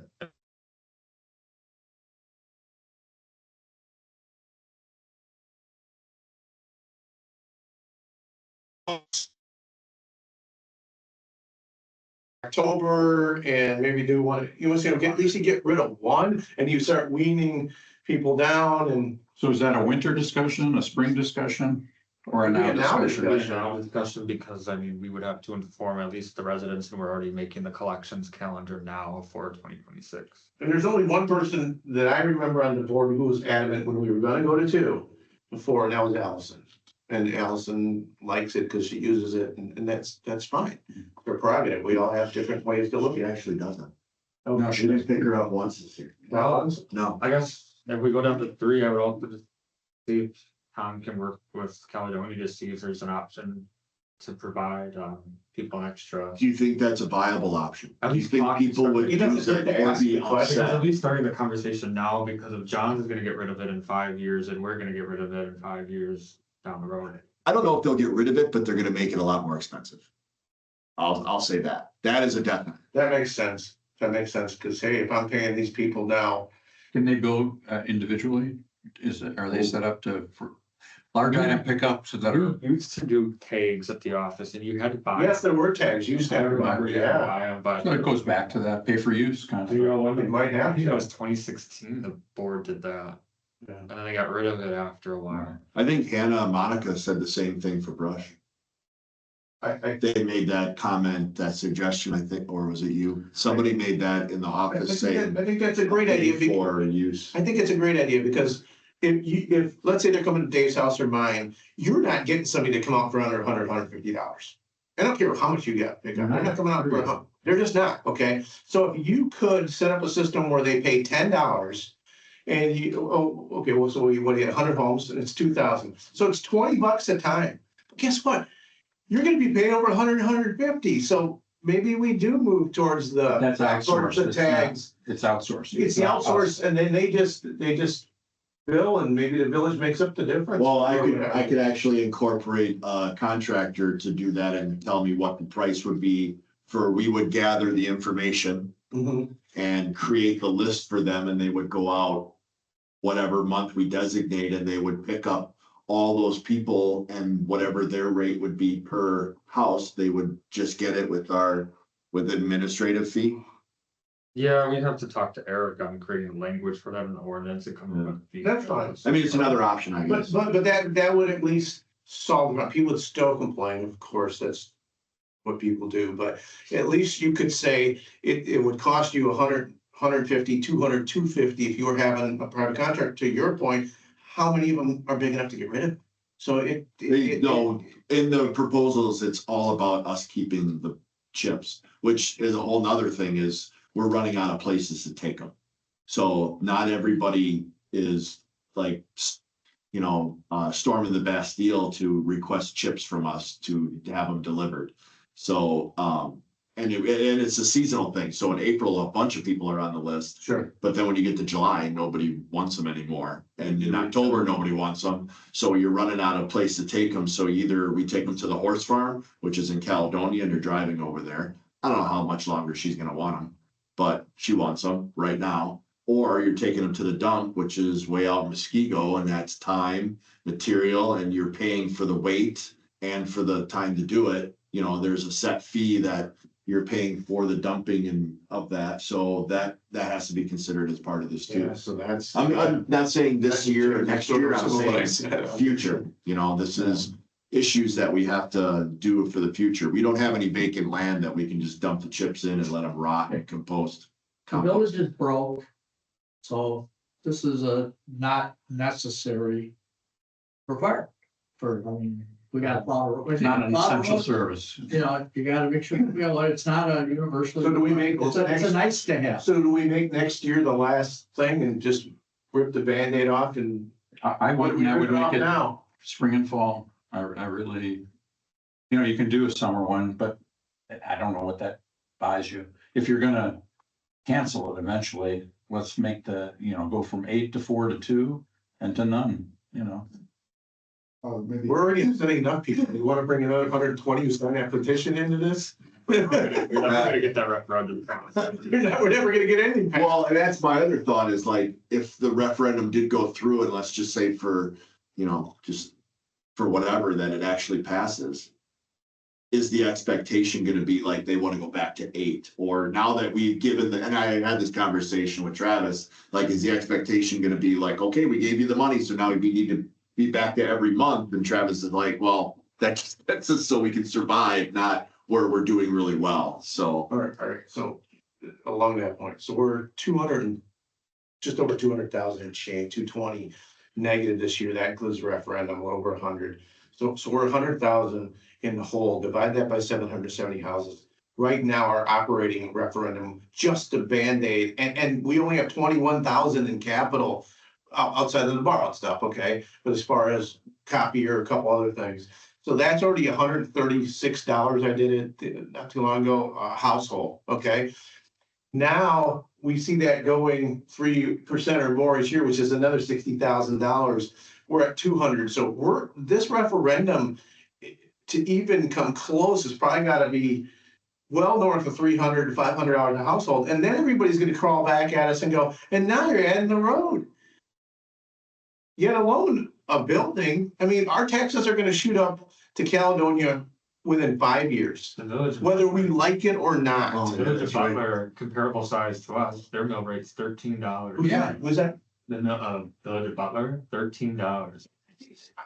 You guys already know I have no problem in any of this, because to Dave's point, we're broke and we can ignore this stuff and then the next board might. And guess what? Then we're getting swallowed up by the state. In 20 years, the state will go, oh, the first bankruptcy in history of Wisconsin is Wind Point. Because you guys don't have enough borrowing to fix it, and they'll come in and pass some law just like they did in Milwaukee, or I don't know, and then they'll swallow us up and we'll be part of the city of Racine or something like that. Or you just merge with Caledonia. Or Mercury, California. But I mean, at the end of the day, that budget, that allocated amount for the branch service is still gonna go somewhere else. So if you eliminate the service, there are hours attached to the 3 workers at work, so. Seems to me like they've got a full plate. And whoever the summer help is, so no matter what you do with those hours, they just get shifted in the budget. So it's not like when you eliminate the service, you're only eliminating the capital costs, I guess, of. Correct. You're freeing up their time. It's fine, but you're not eliminating. Then they're doing more value added work. Well, no doubt, you hit the nail on the head. I mean, would a previous DPW person been as forward thinking to get us, would you get us 40-some thousand dollars, just shy of it for the culvert redo? You're gonna apply for other things. I would rather have you applying for grants, doing paperwork than chipping for 12% of this village Well, and I don't long. wanna speculate one way or the other, but I'm wondering, like, because there's only so much time, right? You only have so much time that the reason we are non-compliant with the DNR and so many other things, they just didn't have time. Exactly, yeah, exactly. Something had to. Something had to give. So Yeah. you won't get yelled at by the public if you don't do the DNR requirements, but you get yelled at if you don't. do Until the we receive the fine and And that- the journal tax. Well, Let's not have that. I don't wanna have that. yeah. Well, so I guess Nobody's rooting for that, yeah. I'm motivated to say not even 2. Let's just rip the Band-Aid off and say we're done with it. Send it to the board next week. Oh, man, George Travis is like, don't do this one. Hauled out by Tari. Do we- If it's bad timing, we don't have to Do do it we want to now. push it back a month or two? Can we do it in January and February and still be effective? I would get rid of it then, if you're gonna do it. I guess now, if you wanna get rid of it all, then. I would do it now, but if you're gonna do January, then I would. Probably go down to 2 services to give enough people time, fair warning. And then just eliminate in 27. Yeah, I think that's a good point. Go to 2 and then eliminate 27 with full knowledge to everybody. That John's is probably gonna be getting out of the Are they business as gonna, well. I hate to be the devil's. Quite the story about the capital costs and everything else, so why I'm doing it. Oh, sure, put in $100,000 Have the check. opportunity time for the DPW staff to be able to do work that's really required to be done rather than. And kill them with facts, kill them with your spreadsheet, kill them with 12% of people use it. Kill them with our DPW guy got us a grant for this amount of money. And trust me, yeah, you'll have to upset people in that 12%, but the rest of people will go, oh, I didn't even know Scott got us that grant. Oh, all day long I want Scott writing grants. I don't care. Or if I even the hear- 12% isn't, 12% every time, it's maybe the big time is 12. Well, and then you have the, I think the ones that's really gonna affect are the repeat offenders, but I don't wanna be devil's advocate on this, but. You know, with the timing of what you guys are all proposing, does it appear or look like you're having a hidden agenda to try to get the referendum passed through? Because of the timing, saying that it's because of this and that, and then you turn around going, oh, by the way, we want to pass this referendum for money.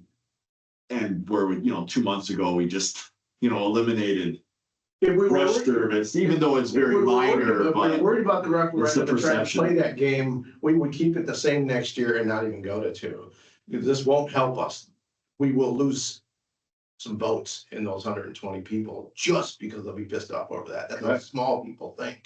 Correct. You know? So It doesn't make it affordable. It doesn't make it happen. I know. I mean, the problem is still there. I know. Are we not I totally responsible agree. for taking action now? So- I totally agree. I totally agree with you. I'm just saying we aren't even playing that game if we're taking action now. We can guess all kinds of things. I don't know if a referendum will pass or not. I would hope that it would because it's necessary for the vitality of the community.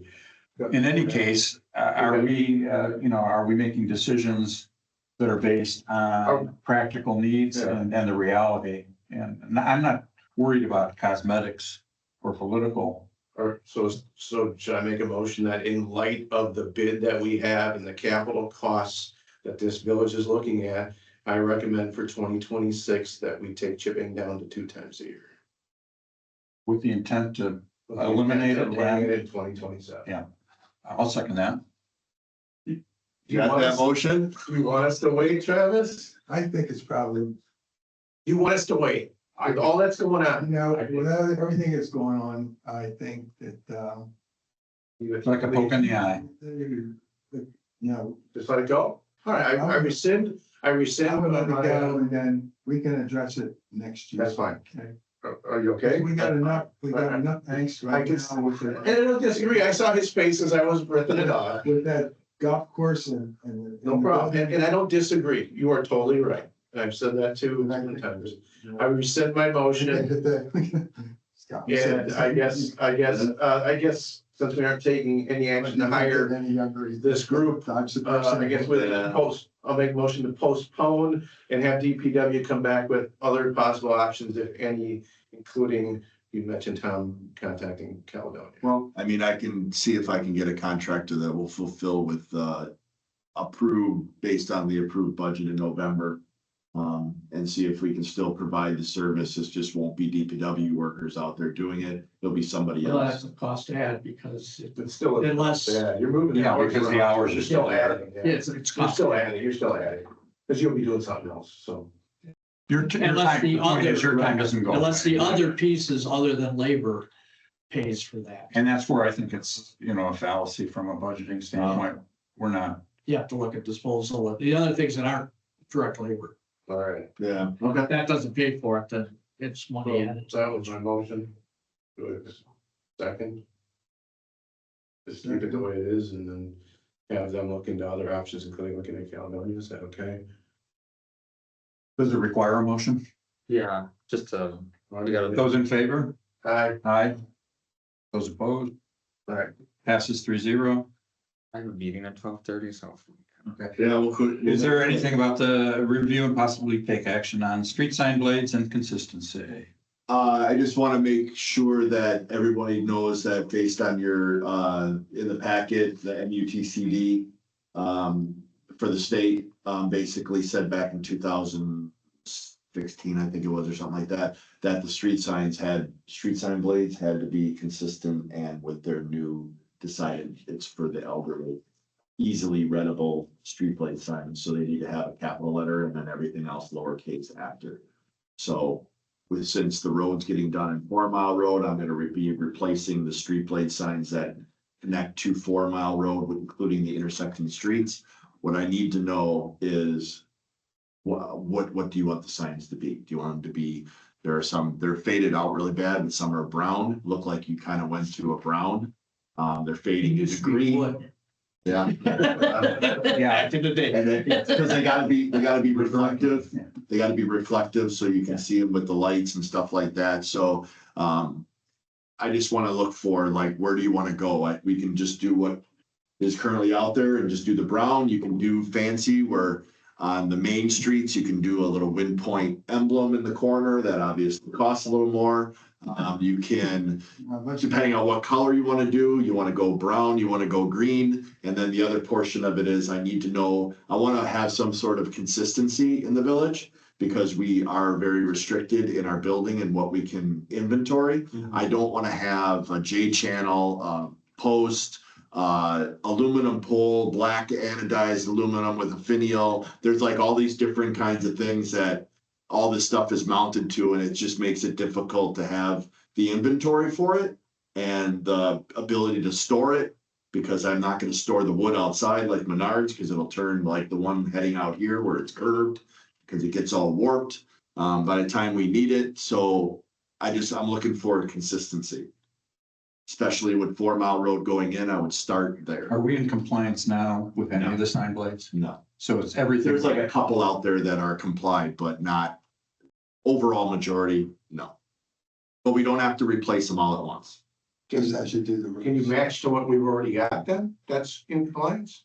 We don't have anything in, But you what's said- in compliance? You said there was something new. There's the sign blade itself, there's like a couple that are on Lighthouse that are, like, I think Berline is one, but that's the only one. They have to be reflective. There's no Yeah, I got you. They Yeah. have to be dispersed. Do you want brown or green and, you know, all that. So they have, if we made the least changes possible, is that, and consistent with what we currently have. No, because everything you got that's brown is so faded out, it's like a So fluorescent is brown to green- green. is It's green like better then? weird, you can't even read it. Is green better to last longer with the way it fades? Not necessarily, I think it's just more What common. do you think? Pick one. I trust you. I don't really care, I mean, the green is fine, green with white lettering is It might fine. be a nice fresh look, actually. Green grass. It's just, I'm We don't more, have to redo them all. Nothing's in No, we have to- compliance. I'm more Phase worried. it in. Yeah. Or do you I'm want? just more worried about what it I don't have a horse in this. Yeah, I think they picked brown when they went to the reflective because we used to have brown wood signs. That makes They sense. wanted the least. We had wood signs with a little carved lighthouse. They were, you Yeah, couldn't read them at night. You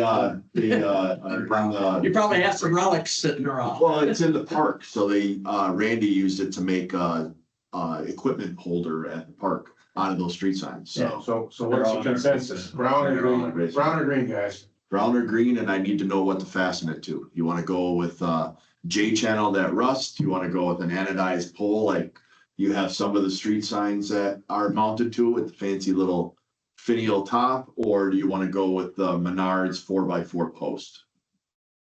You don't want anything that rusts, whatever's in it. What do you think? Well, the anodized pole won't rust. And it'll last the longest. The anodized pole is gonna last the longest, What's there? but I'll get costs Yeah, for all that. get that, and, yeah. But I need And then you consistency. get one brown then, or do you want green? Brown fades to green. Apparently they use green as the background to brown.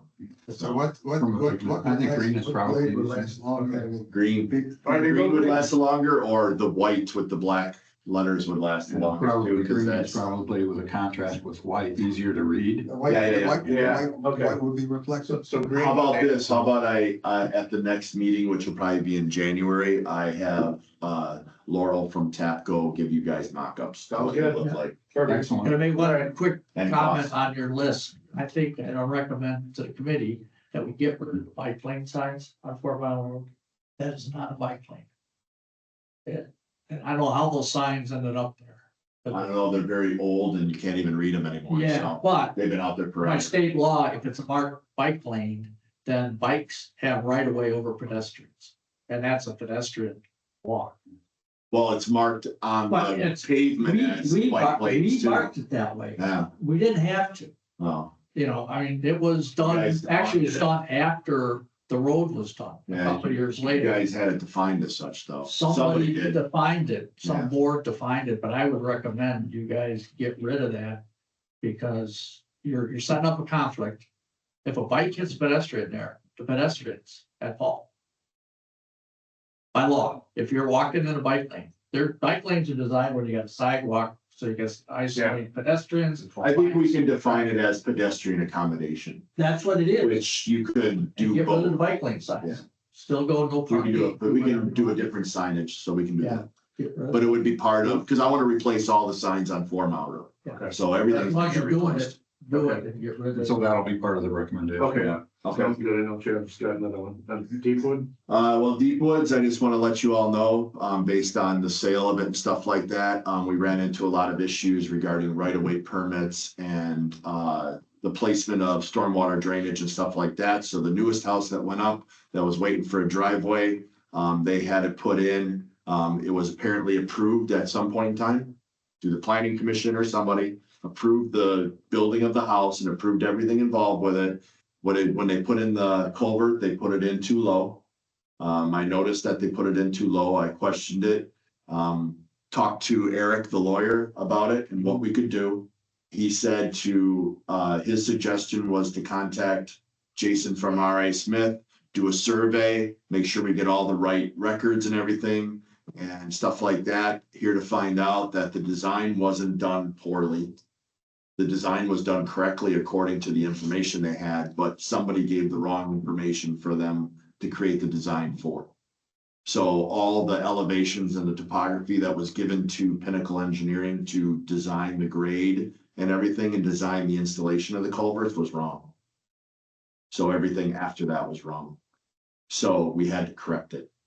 And I have a bill from R.A. Smith for that work, for them to send a survey crew out there to get the right elevations and to get the right shots. So the contractor could remove the culvert that was put in place without a permit and reinstall it at the right elevation. So we weren't at fault because it's in our right of way. And technically we approved it through a planning commission, whether it was an oversight or not, I don't know. And I'm not blaming, I'm just saying this is where we are. It was $2,615 for R.A. Smith just to do the design and do the elevation survey work. I haven't received the bill from the contractor to do it because the resident has been patiently waiting to put their driveway in. They're sick of driving on stones and they're waiting for us. Well, the red tape, government wise, to get through. So letting you know that's where we are. The driveway is poured, everything is fine. But every single house on that Deep Woods is set incorrectly, except for the one we just fixed. So, So then the new one, hopefully, when that gets built, will be properly done as well. yes, now that, yes, that, because I was never part of the planning process, so I didn't know it existed. Yeah. So, but they were all put in incorrectly. And it wasn't the fault of the designer and it wasn't the fault of the homeowner or Korndorfer or anybody like that. It was the fault of whoever created the elevation points for them to build the design off of. And is that us? No, Who did? well, I guess that would be some research to do, but I'm assuming it would be somebody contracted with Korndorfer. Not Korndorfer, but contracted with them. So I asked Eric, I said, do we have any liability involved? Do we need, and Eric, our lawyer, or can we go, do we have to eat the costs of this because we okayed it? Or what happens? And he said, his suggestion is not to fight the fight and just let it go and pay it. Take it between put your tail between your legs and move on. What about the other 3 properties that aren't in? Do you want to open up that can of worms? Who would open In case, it as up? long as it's draining. Yeah. Let it go. Now I know. But, you know, you get 5 years down the road, if somebody's front yard floods, all they're gonna do is point to, hey, they approved it. It's not my fault. You know, but if they sell the house or whatever, I'm just saying. So So, the one is corrected and there's a bill. yeah, I got a bill here, so I'm just saying, And the you want me lawyer, to pay the bill? the I lawyer haven't quite suggested paid it that. yet, but you want me to pay the It's bill? under $5,000. Yeah, I approved, Yeah. I already said that we were gonna eat the cost anyway. Yeah. I agree So with the lawyer. it's just, I agree with that. it's just letting you all know Thank that you for the there's the other 3 properties that are like that too. And I don't think we have to explore that at this time. We'll deal with it when it comes. All right, All right. And then the Then last I'm done. All right, Smith. What about R.A. Smith? That's. Okay. Are they replacing Baxter Woodman then technically? My recommendation is to remove our contract with Baxter Woodman and move with R.A. Smith. Eric reviewed the contract and we made a lot of edits, and he's fine with it as is.